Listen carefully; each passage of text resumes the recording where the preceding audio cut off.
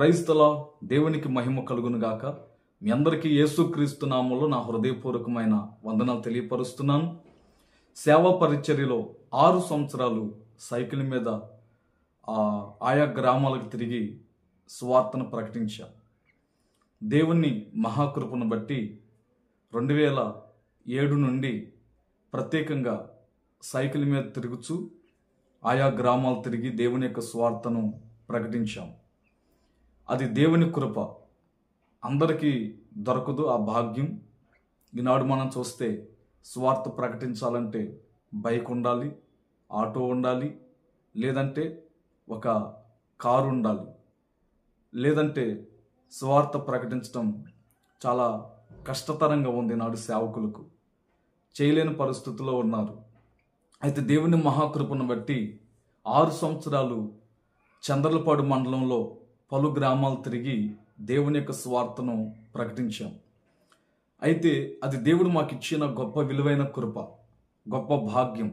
ఆనాడు కష్టపడి సైకిల్ మీద తిరిగి దేవుని యొక్క సువార్తను ప్రకటించటం వలన, సేవా పరిచర్యలో కష్టపడటం వలన ఈనాడు మేము సేవా పరిచర్యలో నిలిచి ఉన్నాం.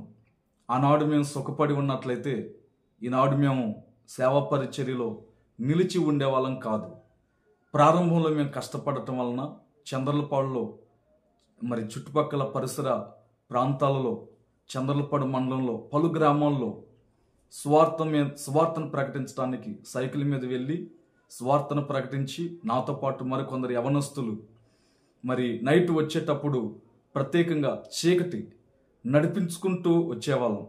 అలాంటి పరిస్థితుల్లో దేవుడు తోడై ఉండి కష్టమైన మరి ఇబ్బందులైన మరి సైకిల్ మీద సువార్తను ప్రకటించడానికి దేవుడు కృపనిచ్చారు. ఆనాటి దినాల్లో సువార్తను ప్రకటించేటప్పుడు సైకిల్ మీద చాలా సంతోషంగా ఉన్నది.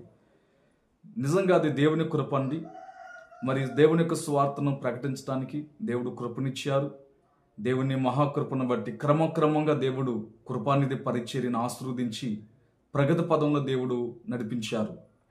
వాస్తవంగా చెప్పాలంటే సైకిల్ మీద దేవుని యొక్క సువార్తను ప్రకటించేటప్పుడు కొన్ని ఆపదలు, కొన్ని ప్రమాదాలు ఎదురైనాయి మాకు.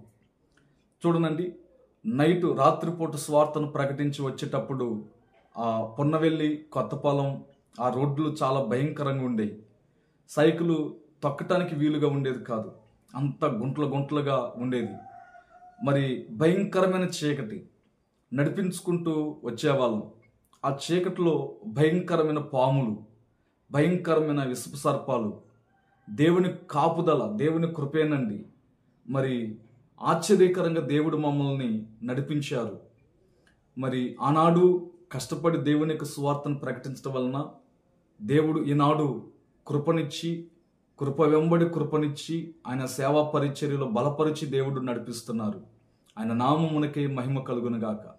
సేవకులందరూ ప్రారంభంలో మరి సైకిల్ మీద నడుచుకుంటూ దేవుని యొక్క సువార్తను ప్రకటించడం అది చాలా గొప్ప ఆశీర్వాదకరం. ఈనాడు పరిస్థితులను బట్టి బైక్ ఉండాలి. అయితే ప్రత్యేకంగా మొట్టమొదట కష్టపడాలి. సేవా పరిచర్యలో కష్టపడిన వ్యక్తికి ఫలం ఉంటుంది.